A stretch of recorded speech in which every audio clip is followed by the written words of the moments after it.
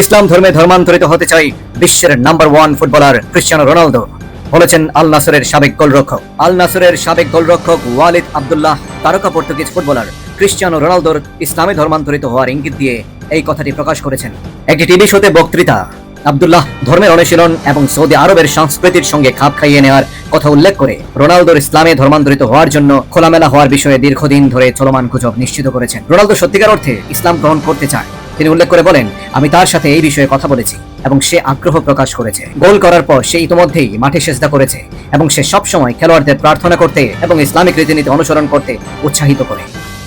সাবেক এই সৌদি আন্তর্জাতিক ফুটবলার আরও প্রকাশ করেছেন যে তারকা ফুটবলার অনুশীলনের সময় তার সতীর্থদের প্রার্থনা করতে দেওয়ার জন্য আজান শুরু হওয়ার সঙ্গে সঙ্গে কোচকে প্রশিক্ষণ সেশনটি বন্ধ করতে বলেন। তিনি আরও যোগ করে বলেন যে শুরুতে আমি ক্রিস্টিয়ানো রোনালদোর কাছাকাছি ছিলাম, কারণ তিনি দেশের সংস্কৃতি, ক্লাব বা অন্যান্য দিকগুলোর সাথে পরিচিত ছিলেন না।